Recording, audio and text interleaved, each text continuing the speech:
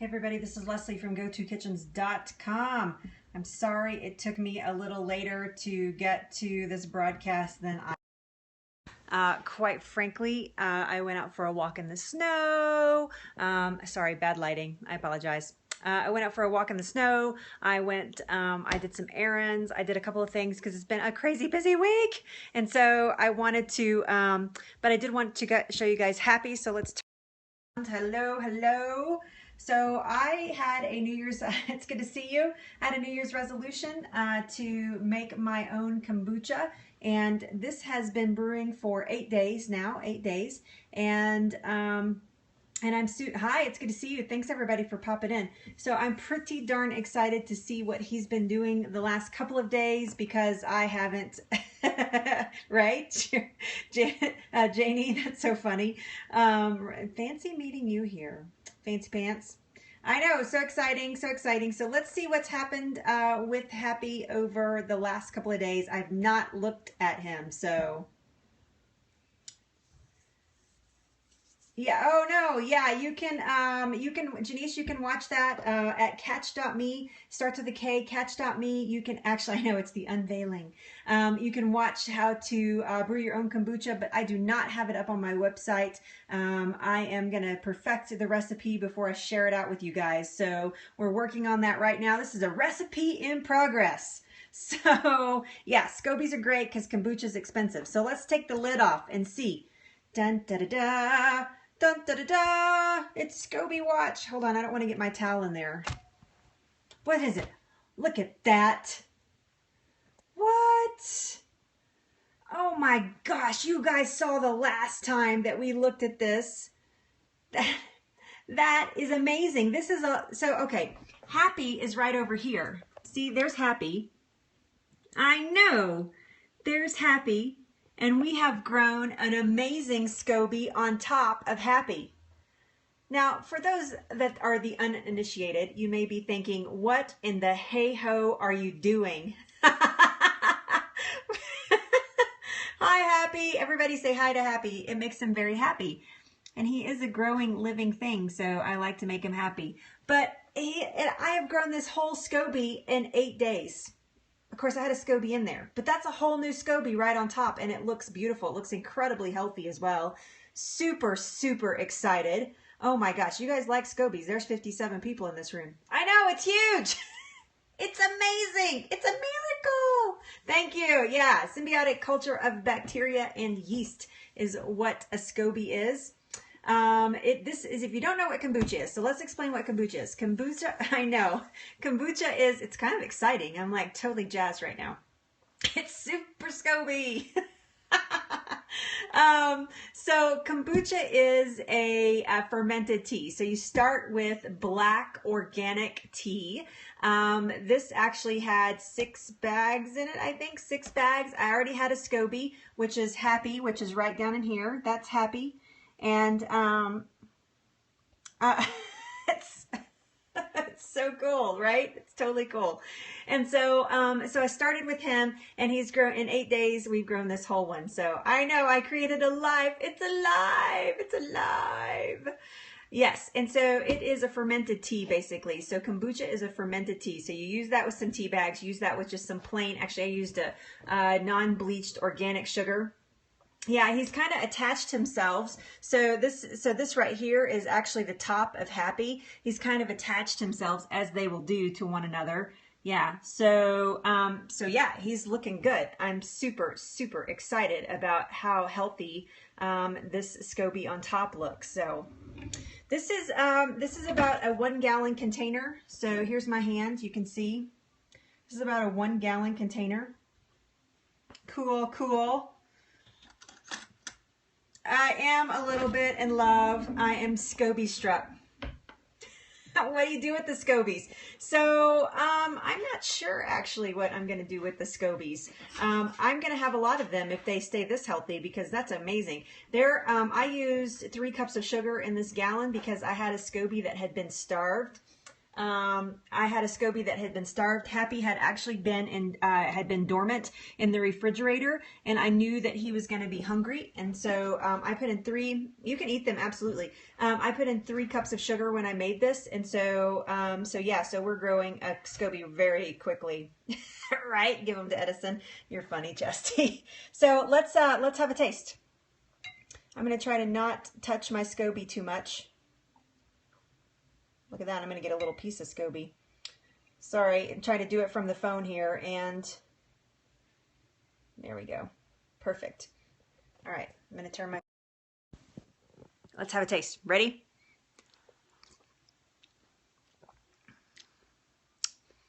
Very good. Nice ferment. I know, it's my stupid light. I don't have my studio lights up. I didn't do it. So, yeah, you can put your SCOBYs in smoothies. Yeah. So I did not put up my studio lights. So yeah, see how I kind of wrinkled them right there. So you want to be careful as you're tasting your kombucha. But yes, I am going by taste. I am not going by days. I know what kombucha should taste like, and I know when it will be fully fermented. So what does it taste like? Right now it tastes a little too sweet to me. So, oh, looks like fog. No, I don't think there is. Maybe my phone is dirty. You're new. Welcome. So it's very sweet right now. So I know it needs to go a little bit longer. 2 days ago, it was actually not very sweet at all. And it tastes a little sweet again. So, I'm going to let it go a little bit longer. I want it to be more tangy than sweet. So I'm going to let it ferment a little bit longer. And I can tell you that I must have the perfect growing environment, because for those of you that are growing SCOBYs and stuff like that, yeah, it looks like, oh, a frog, not fog. Oh my goodness, I wasn't reading that right. What does this do food-wise? Use it for? How long does it take to make? Okay, all awesome questions. So this is a fermented food, so I eat a lot of fermented foods. I'm actually gonna, hold on just a second, guys. Let me put, facing me, sorry. Oh, look, I'm in the light. Walk into the light, Leslie. I'm gonna put the lid back on in here. So so nothing gets inside of it. So fermented foods, this is a fermented foods. Fermented foods are awesome for your digestive system. They actually promote healthy digestion. So it's super, super great for that. It is good for a mild detox effect in the body, unless you drink too much of it. And if you drink too much of it, you're going to get a serious detox effect in the body. So, so you have to be a little careful with that. We'll move over here where there's some better light. Sort of better light. There's all my studio equipment that I usually use, but I didn't put it up for this little scope. Fermented foods would be kombucha. There are some yogurts that are actually going to have probiotics in them, so you might know that word a little bit better, probiotic. Sauerkraut, kefir, kimchi, any type of food that actually goes through a fermented process. People are fermenting all kinds of vegetables now. Evan, who is on here right now, actually knows somebody who is my fridge bling. Yep, there it is. It's all my magnets from my travels. All of those magnets on the refrigerator are from places that I've been. My husband and I have been. So yeah, that's our travel log back there. But Evan, who is on here, said he found somebody who is fermenting coffee, which I think is really interesting because most people are more coffee fans than they are tea fans. And so I think that's super interesting. Yes, I did mention you. Who, me? Did you mention me? Yes, so there he is, Evan at Summers Wellness. You guys need to follow him. He's an essential oil expert, and I do mean expert. I'm a real food expert, and Evan is essential oil expert. So yeah, fermented foods are great. So really what it comes to from, okay, I would love to. How exactly do you ferment something? So fermenting is a process. It's lacto in fermentation, and basically you're just letting most foods decompose. So if you're making kraut, for example, let's take that. I'm actually pretty good at making kraut nowadays. So if you're making sauerkraut, it's cabbage and salt, and you let it sit in a closed container for about 4 weeks, and it actually ferments itself. So it's still edible, but it has grown bacteria, and those bacteria are actually good bacteria for the human gut. And so they help wean out those bad bacterias. So yeah, it's awesome for the digestive system. I have to tell you guys, I don't get too sciencey with this stuff. So, but it is super good for you. Kombucha. No, not lactose. Lactofermentation is something totally different than lactose. Nope, not related. And kombucha, the fermented drink, and it's really just finding a preference. So what type of fermented foods do you like? Hello from Indiana. I almost said India. Oh, it's my cousin. There we go. There she is. Fire Guy is actually my cousin Patty. Maybe Steve.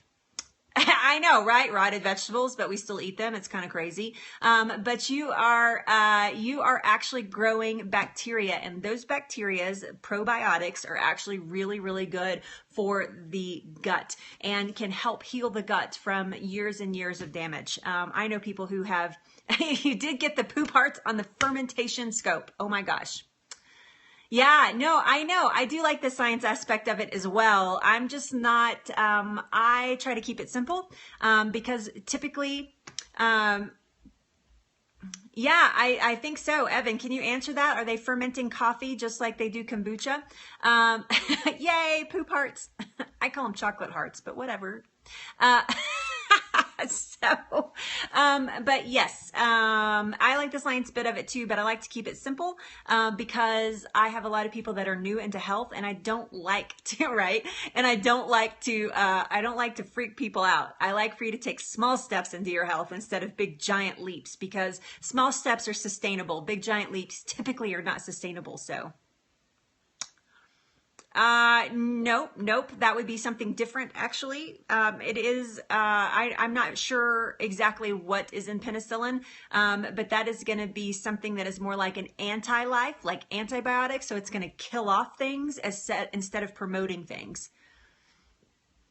Yeah, that is so cool. I love that. Yeah, I love that people are fermenting coffee. We had that, yeah. So probiotics and antibiotics are two different things. Antibiotics is anti-life, essentially. Probiotics is pro-life. So, and I don't mean like in the political sense, but yes, so it stimulates growth as opposed to kills it. So yes, antibiotics are actually one of the leading causes of having gut issues. If you've ever taken an antibiotic ever in your entire life, and there are hardly any, yeah, good. Thank you. There are hardly any people left on the planet that have not taken an antibiotic at some point in their lives.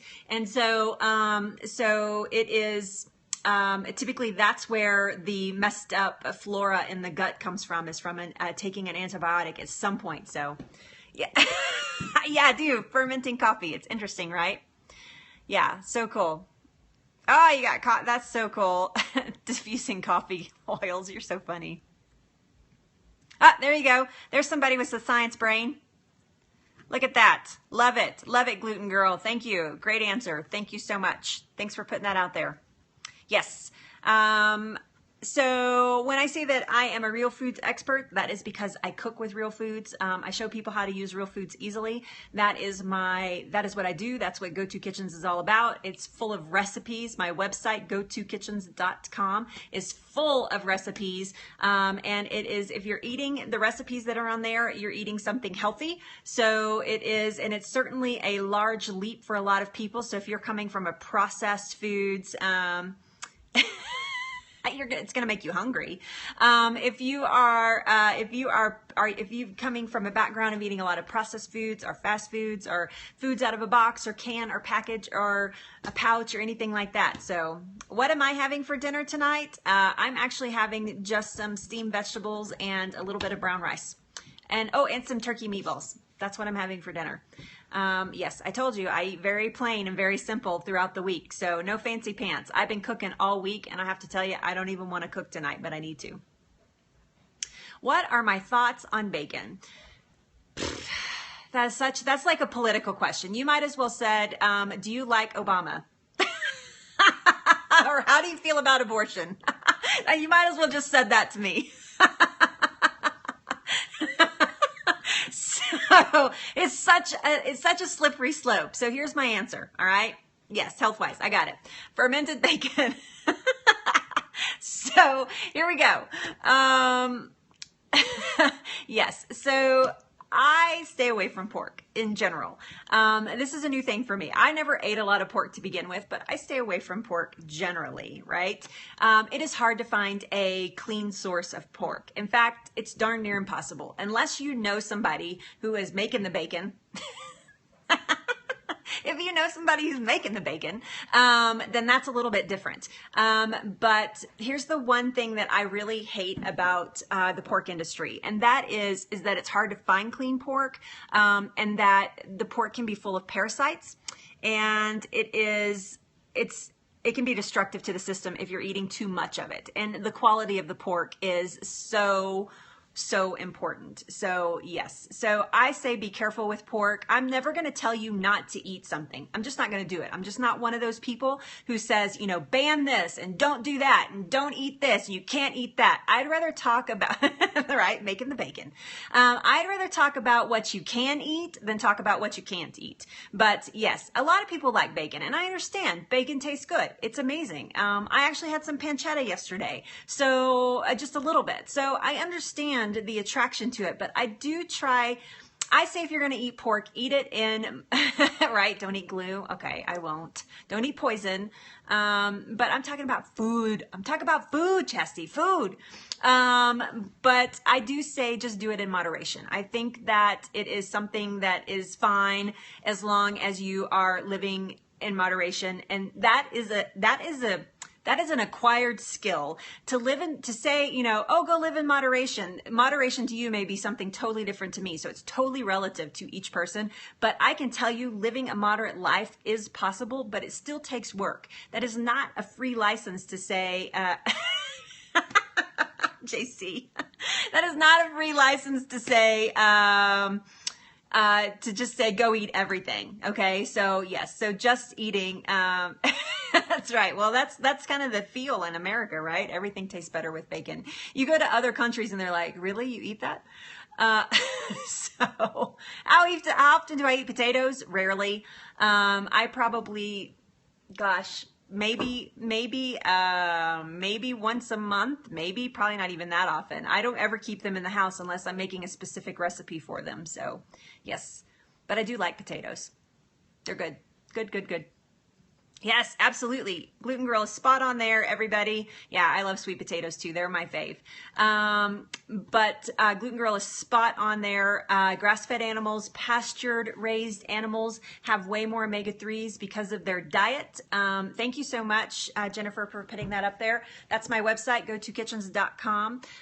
But they have way more omega-3s in them than traditional factory farm raised and grain-fed. So, hey, Lisa, thank you so much. Thank you for doing that. I think I knew your name and I just forgot it. I'm sorry. I apologize. How they eat grass. That's right. Yeah, they eat grass. They like pastured chickens are allowed to do what chickens do. So, yes, that's true. That's true. Yeah, I love you too, Evan. Talk to you soon. Everybody, hop off of my scope because I'm going to leave right now. Follow Summer's Wellness and go check out his essential oil scopes. They're fun. They're enlightening. If you don't know anything about essential oils, it's an amazing journey. So thank you so much. Thanks for saying that. So please go check out Evan at Summer's Wellness. He was just here. He just popped off and he's going to go scope right now and I'm going to bail. Go check out my website, gotokitchens.com. I would appreciate it. I would love it even more if you'd become a VIP so we can continue these conversations in other social media like Facebook and Instagram and Twitter and all of those places. So if you want more, go to GoToKitchens, click the VIP access and become a VIP. So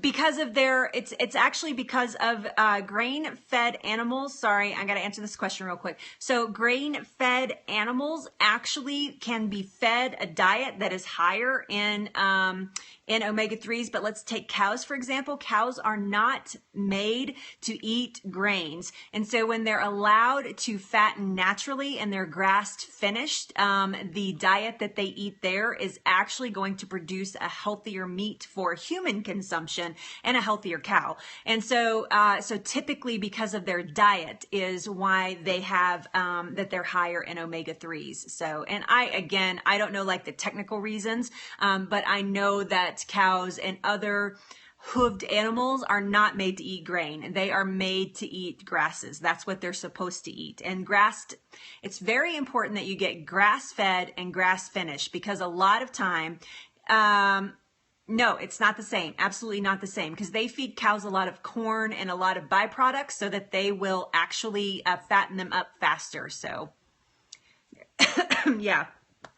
So it is, it's a crazy process, but there's a difference between grass-fed and grass-finished beef. So grass-fed is going to mean like their first year of life, they were grass-fed, then they were moved to a feedlot, and they were finished, meaning that they were fed until they were killed or slaughtered, which is a terrible term, but it's true. And they were fed grain until they were slaughtered. So first year of life, first 1 to 2 years of life, they were actually in the field eating grass, but then they were finished with factory grains. So if they are grass-fed and grass-finished, that's the ideal beef that you want to look for. So if you're eating beef like that, so don't eat a lot of beef. I eat some, but not a whole lot. So yeah, and I mean, you know, here's the thing. I don't have much bone broth then. Yeah, I mean, I don't, I really, thank you, Sherry. I really, I eat 90% plant-based. So most of my diet is plant-based. So 90% plant-based, 50% of that plant-based is raw. So, and then the other 10% contains is meat, and dairy and grains. So it's, for me, it's not, my body is very satisfied running off of mostly plant-based products. So we don't get a lot of, we don't eat a lot of meats, although we do eat a lot of meats and fish and chickens and turkeys and stuff like that. So yeah, no, that is actually, when people ask me my diet, that's my diet, 90%, and it's much easier to keep up with. So, and when you get all that other, like, when you get down to that 10 or 5% that you're eating other things, then you are, you really, that's really moderation. So then you're really eating those things in moderation and eating the things that are healthy for you regularly and eating the other things in moderation. So that's when I identify with a moderation diet. That is actually my plan, is the percentage plan. And I tell people, if you need to go 50-50, go baby steps. Then you can go, 60-40, and then you can go 70-30. And my husband eats about 80-20. So he eats about 80% plant-based and about 20%. And then define an amount that you're going to actually try to eat raw. It's really a great, amazing way to find moderation in your life. And then when you're eating 98% of the time, you're eating healthy, nutritious foods, that 2% that you want to have a treat or a cheat or whatever you want to call it, whatever works in your brain, you can call it whatever you want, is awesome because you there's no reason to feel guilty about it, because you've been, you've done awesome for most of your life. So that's kind of how I do. So he does not, yes, it depends on what we're having. He's a pretty picky eater. So when I make fancy pants, I usually have to cook him something separate. He is not a lot of spice, not a lot of different kinds of vegetables. He eats a pretty strict, regimented diet. And I have to tell you, he is 62 years old, and he has amazing energy. We're talking about my husband now. He has amazing energy and is extremely healthy, healthier than probably I've ever been my entire life. He's and he does very, very well. So, and I think there's something to actually his picky nature and the way that he eats. So, I mean, I've tried to understand it and realize maybe what it is about it that keeps him so healthy by the way that he eats. So yeah, and I have to tell you, he eats a fair amount of grains. He eats a lot of grass-fed butter. He eats a lot of vegetables too. So yeah, no, we do eat the same time. Yeah, we sit down to meals together. It is important for us, and it's a no iPad, no iPhone zone. So you cannot have electronics out during dinner. Very rarely, in fact, do we have electronics out. Yeah, when we have dinner. No, it's very important to us. Our meals are events. Meals in our house are events. Even breakfast, they are events for us. They are times for us to connect. Yeah, and no TV. That's right. Yeah, no electronics, no TV, no nothing. It's time to look at each other and have a conversation and laugh and giggle and just be our silly selves. Because that's just how we roll. So we're our silly selves all the time. Yeah, it's a good principle. I have a whole blog post. Oh, there goes my low battery. I have a whole blog post up about dinner time and what makes a healthy dinner. And if you guys want to go check it out, it's I don't know if it's in recipe. It may be in recipes, but it is super important what makes a healthy dinner. And it doesn't have. And I'm talking about dinner, like the evening meal. It doesn't have anything to do with food. I'll give you a hint. If you go read it, if you read my blog post about what makes a healthy dinner, it really doesn't have anything to do with food. So go check it out. It's kind of an intriguing little write. So I think you'll enjoy reading it.